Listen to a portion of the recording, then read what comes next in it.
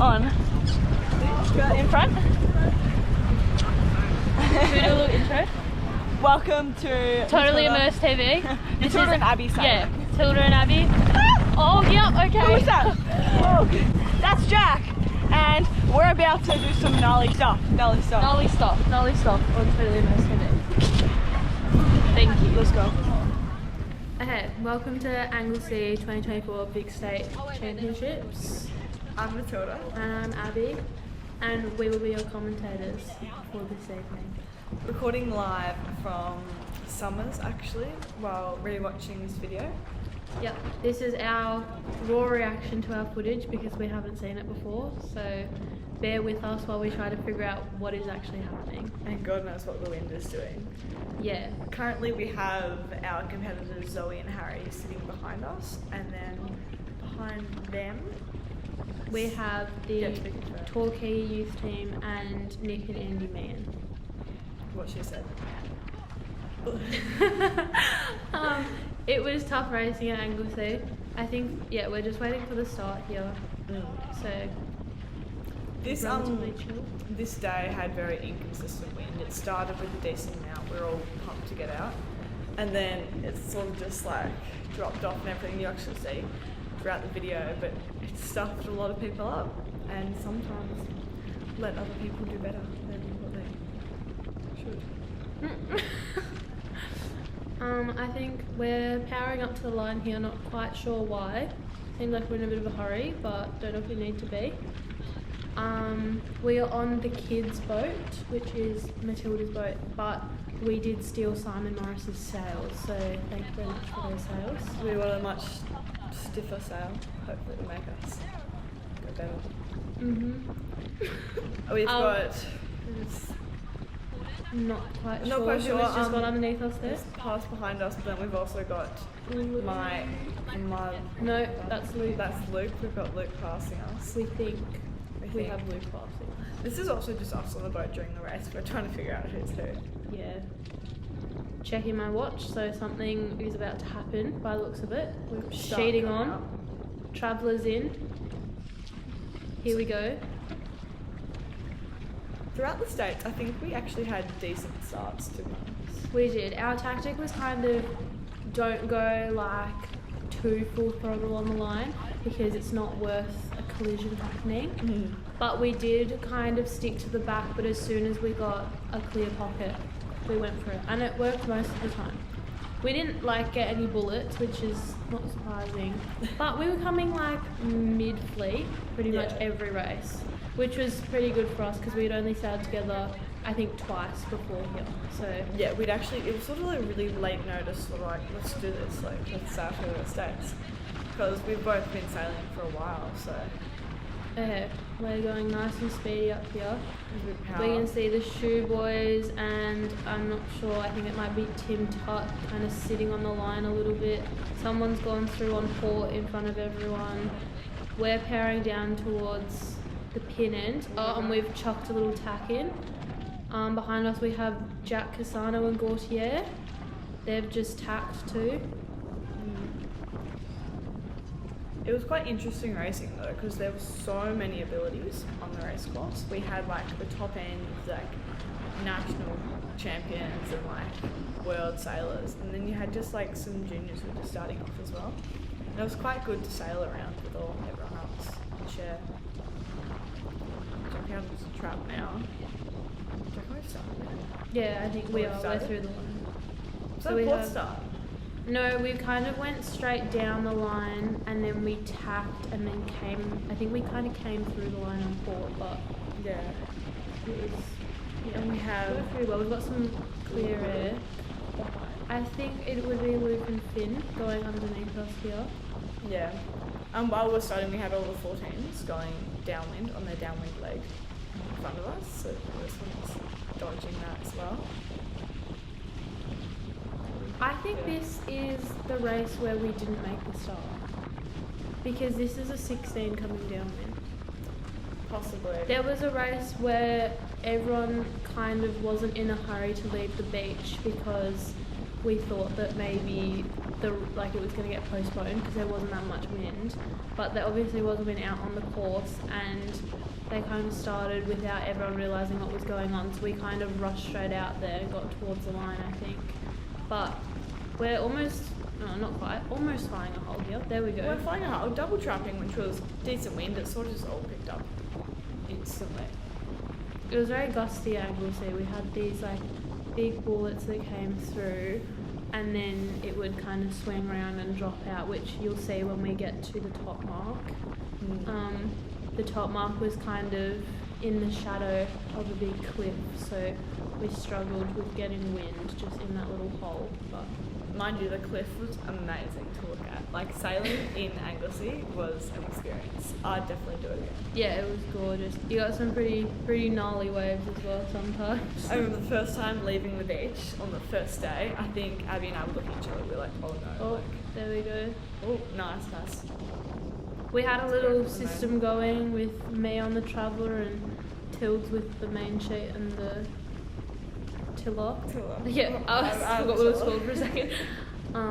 Which worked pretty well. I don't always play Traveller when I crew, but I think we had a good little system going. Yeah, a lot of communication, and I think it worked really well.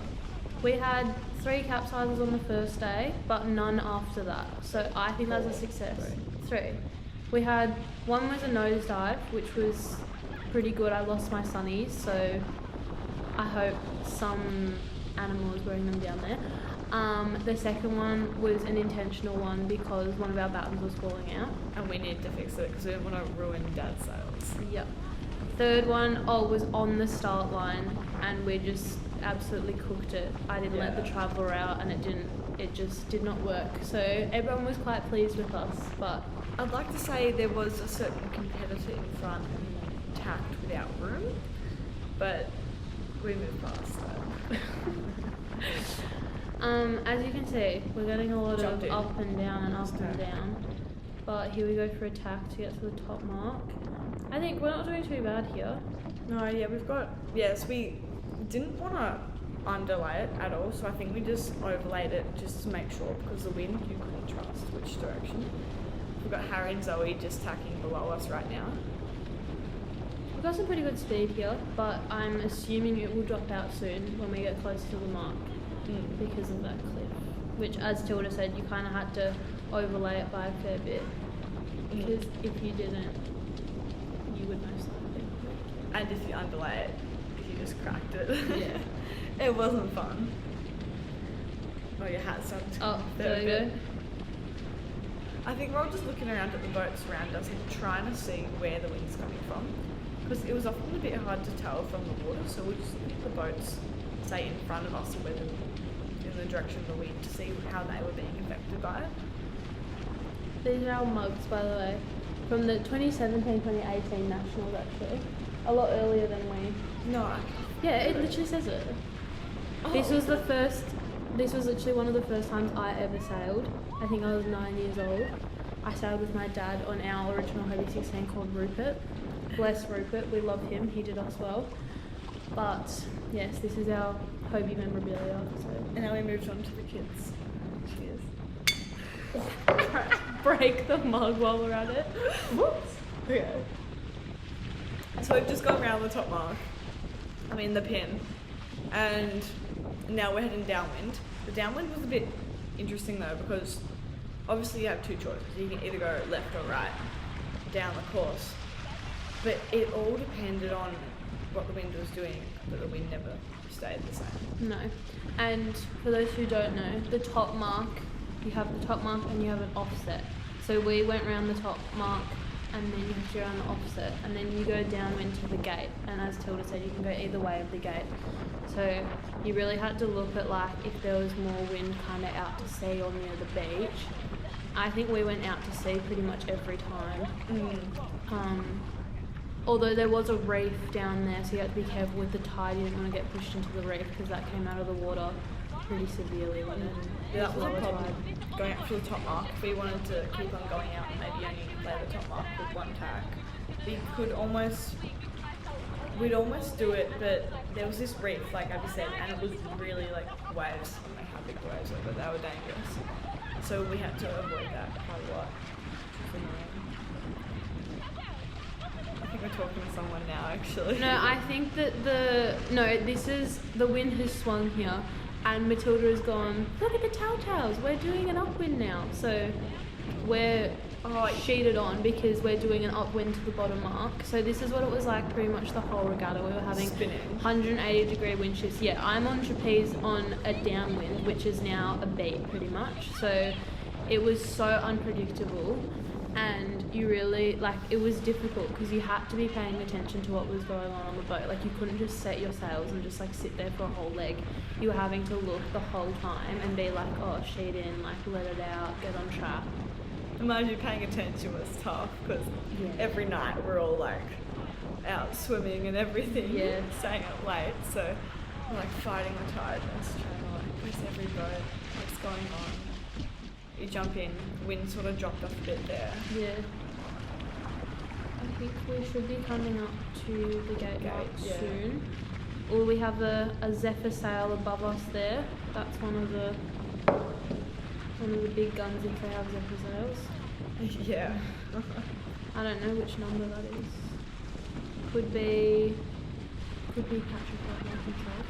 See, when we're coming into the gate, we've got all these 14s which are already around the gate and coming up against us. So we're always like trying to remember the rules. So we're like, oh no, Leeward, Windward, all of that.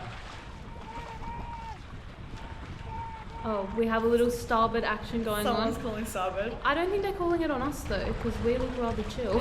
And I think we're just intrigued, like, oh my god, who's like, what's happening? Like, keen. And then we're also just like trying to figure out what mark to go to right now as well. If I recall correctly, it was Georgia and Fletch calling starboard on someone to get around the mark. That is Georgia and Fletch. It did sound like them actually. Yeah.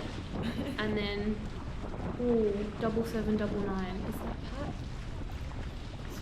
I'm not sure. See, we've gone for the other mark as so many boats were just going around the mark on the starboard side, but we're like, that must be different. I think that's what you gotta do, Kaylin. You take a chance. And clearly it worked, actually. We've got Luke following us around this mark. I think we had decent wind now on this leg going up to the top mark. I'm not sure when it was, but it drops out pretty soon and leaves a little bit of pickle. Also, can I just say, besides from the wind at Anglesea, the weather was immaculate. I'm chilling in my little, my rashie that I found in Moss Property that is probably some 80-year-old man's, but it was good weather. Swimming every day and night on the beach 24/7. It was the weekend with the heat wave. Yeah, it was like 40 degrees one of the days, so maybe a little too hot, but to be on the water, it was good.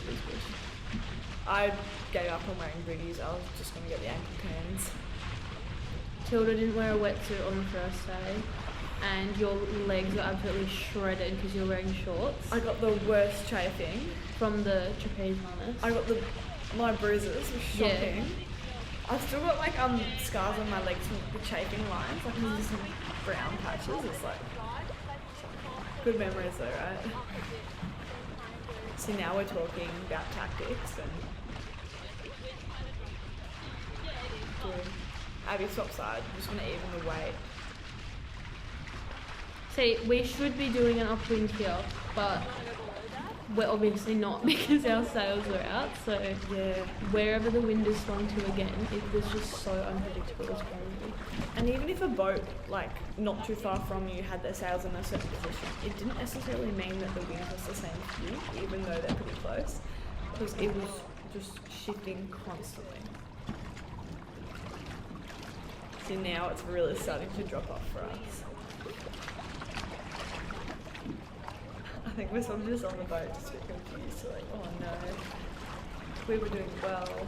And you can see, well, kind of, all the way below us is Luke. So like, you could not tell what was going to happen, as Tilda said, based off of the person in front of you or whatever.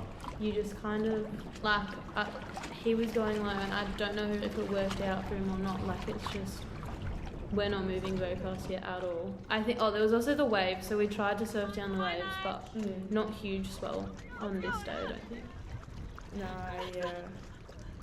The waves affected the wind quite a bit though, because obviously after a wave, it's followed by wind. But just before the wave, there's nothing. So you can really feel the wind hit the sail and the boat move as the wave rolls past you.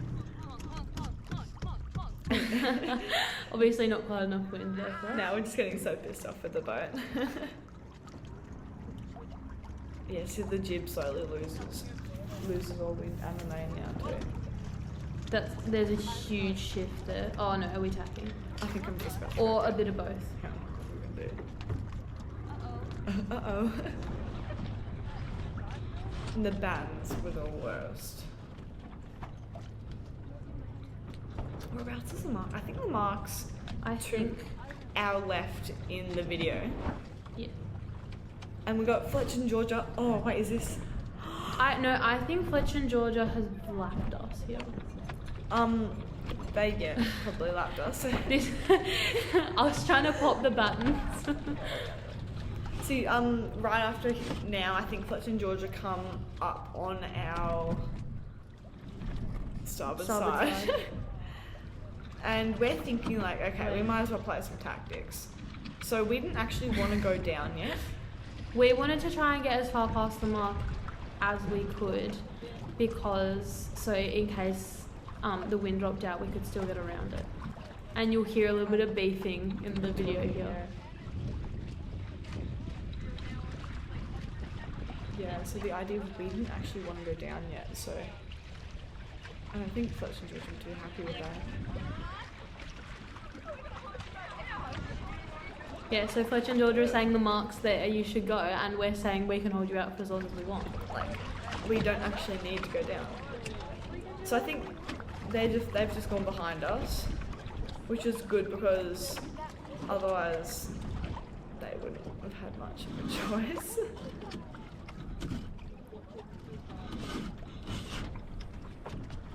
I think the wind was coming behind us from that point. So it was a full 180 from where the actual course was set. And you can see like even Fletch and George are like struggling to pop their buttons and stuff, so if they're having issues, you know it's serious. Yeah. No, it was good to be racing close to them and seeing what they were doing and thinking. I think sometimes I lost It's like right behind us. control of like where I was steering. I was just like, where am I going? But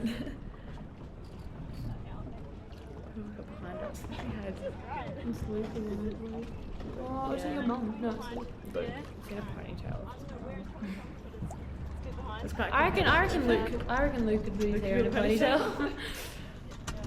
See, it was competitive. See, Abby's dad was racing as well on a 16. I had my sister. We had one of our mates racing with our sister, her boyfriend. And then we had my mother as well racing. And it's just.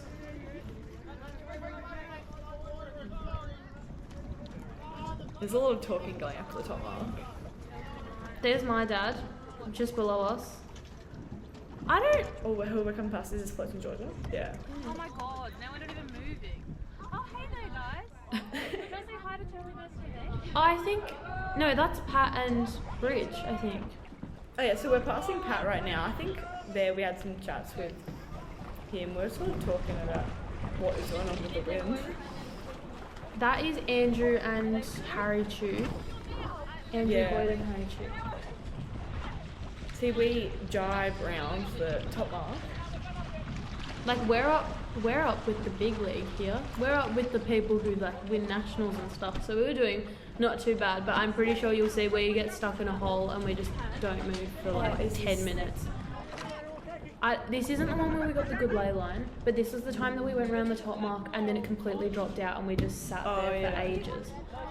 We were just like standing up against the sail, like what is happening? At Like- this point, I really wanted to kick. Yeah, and I like didn't. you can literally see that even steering doesn't do anything because we weren't moving. Yeah.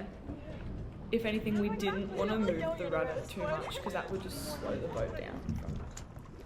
We just wanted to use that momentum. You see Patmos just like sitting there. Yeah.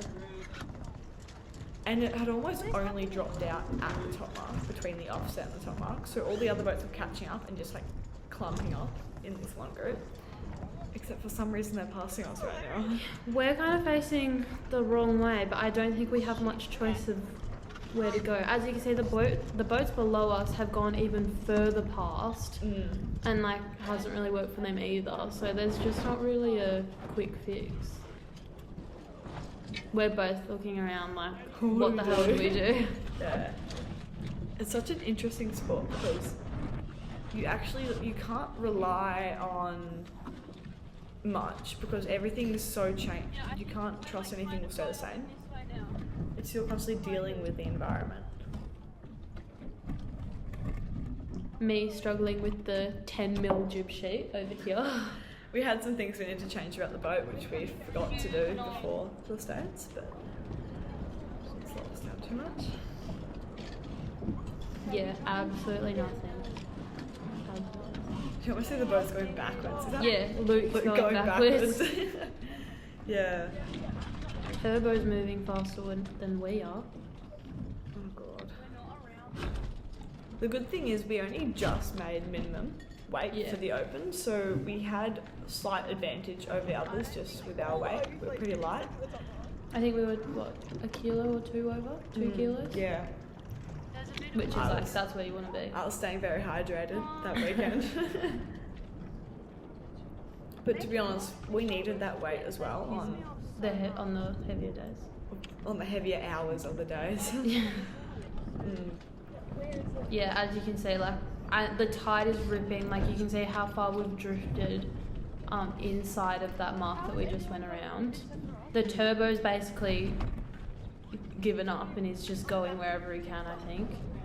Like this is what it was like, and you couldn't predict what the wind was gonna do. It was quite shocking. I look like I'm about to dive off the boat in a minute. Yeah. Yeah, at this point some 16s had made it past the offset mark. And if you'd made it past the offset mark at this point, you're winning the race. No chance anyone else catching up to you.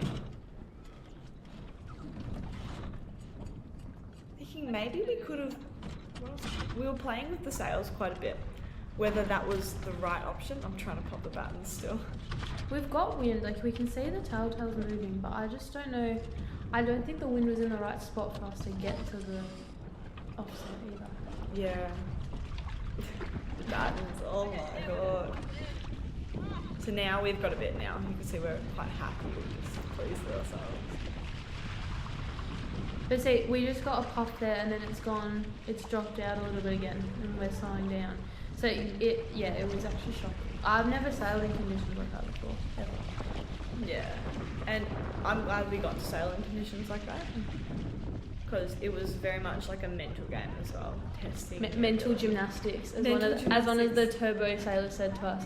We were sitting, I think, we were doing a upwind, I think, and we had a 14 turbo come past us on one of their downwinds.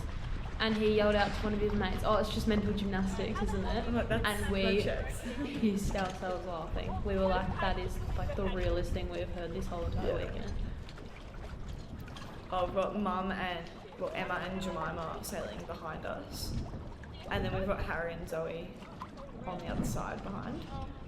I think we're all sort of just spread out, going wherever the wind takes us. And the shoe boys just above us. Oh yeah. It's bending now. So we've made it past the offset. That's the big cliff in the background. It's quite beautiful. It was orange. Yeah, it was nice. Yeah, not much going on here. So we just sort of waited a bit, and that's all you could do. Oh, hang on. Stop. The wind just shifted to the other side of the sail. I think it was, who was it? Paddy, maybe. One of them, they actually capsized because the wind shifted to the other side of the sail and they went over backwards. Yeah. Or behind them. And For a sailor, that's such a weird thing to happen. Because we had that really good start. We've got Jemima and Emma coming up behind us. I think we're talking to them like what's happening. No, we haven't. We've only done one. Oh no, we can't figure out how many laps we've done. Wait, how many laps have we done? Was that We've done an upwind and a downwind, and this is our second downwind. So we've gone up and down, up and down. So we'd be going to the finish now, wouldn't we? Well, it depends on what the course was. No, we didn't do 2 geos. We did 1 geos, 3 geos, 6 geos. Oh, I think we had a triangle course, which was I think that was the 6 geo. Or was that the 3 geo? I honestly can't remember. yeah. Is it though? Not for me. Actually, we've got a joke I planned earlier. Oh, yeah. So, how does a captain? No, you've forgotten it, haven't you? What does a captain use to blow their nose? Oh yeah. What do they use? I don't know. An handkerchief. Classic. I know. Okay, so now we've got a bit more wind. Now we're moving, both on the same side. Some of the boats chose to jibe off. I think we didn't want to just yet because we didn't trust the wind on the other side of the course. Yeah, I'm hooking up, so there's Downwind, jumping up on track. downwind, which is an upwind.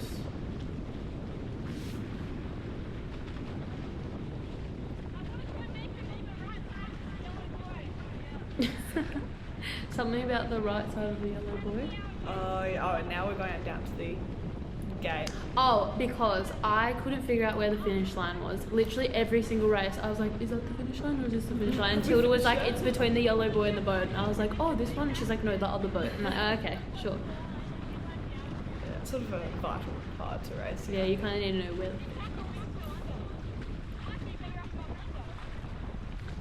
I can't hear what we're saying. So now we're really weighing up on what mark we should go to. I think there are a decent amount of boats in front of us that just go to different marks. Are these your mum? So she's gone for the starboard mark. So we go starboard side again.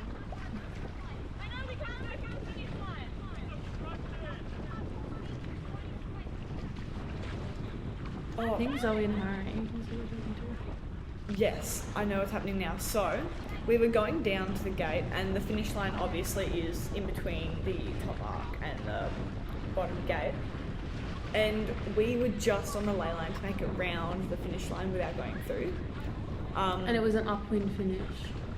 So you have to go through the gate and then back up through the finish line. And I think what we were saying there is that you can't go through the finish line.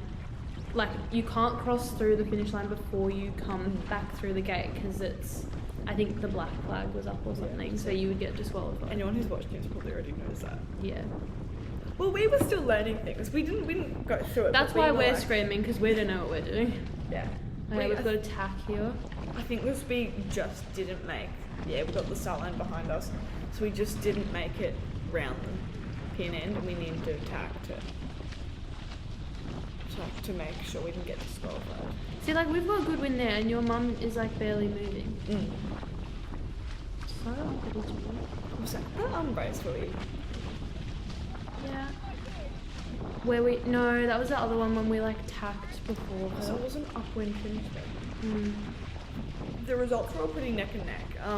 Overall, Abby and I managed to come out on top. For youth and women's. I think we finished 11th overall. 11th overall, but then Jemima and Emma, my mum, they finished 12th, and then Zoe and Harry finished 13th. And so it was all 1 point. Oh, wow. So Emma and Jemima were 1 point behind us, and then Zoe and Harry were 1 point behind them. So it was tight racing, like it was nuts. Yeah. And that 1 point margin was because in our last race, Emma tacked a bit early, and we went a little bit further Yeah, and yeah. did a good tack, got through, and we went through the line underneath her, and that was the one point that made the difference between us winning women's or not. I think we actually held her out for a bit as well, because we knew if we held her out longer, we'll be able to tack and make the line before she can probably get through her tack, because the line was pretty close. It was just sort of something we didn't plan for, but as soon as we were put in this situation, we were like, hang on, we can do something with this. And it managed to do a lot, actually. So my little story, just keep on being switched on the boat. I was thinking what we can do next. What more of the story? A little bit of advice. That advice is to myself, because I have a habit of switching off and just like chasing butterflies. Okay, we've just now passed Luke. Zoe and Harry are stuck back there as well. Yeah. So now we're heading down to the gate. No, I think Gate? Oh, there we go. So Yeah, there's this one is gate the- marked there. Yeah, so we've just come through the gate, Zoe and now was we're going for the gonna other one. jibe and no What is that turbo doing? tack Okay. jibe. What are we doing? Oh, no, 16. No, that's the 16. Were they a youth? No, they weren't youth. We're nearly. I think they're from Torquay. Possibly. Not. I think we're going dead downwind here. Actually, don't ask me what I'm doing with my jib because I'm not really sure. What am I doing? I'm not doing anything. See, now we're coming close to the finish line, and we're like, oh, come on. We're probably hungry at this point, like boiling. I don't know what I'm doing. I think we're going dead downwind because we've got our sails on. Maybe it's just like Either side. decided to Yeah. hold it out. I think we're doing a bit of a floater to get through the line. Yeah.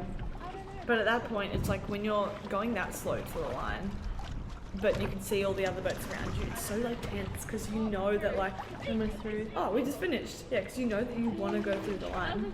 High High five. five. Woo! We did it. We finished the race.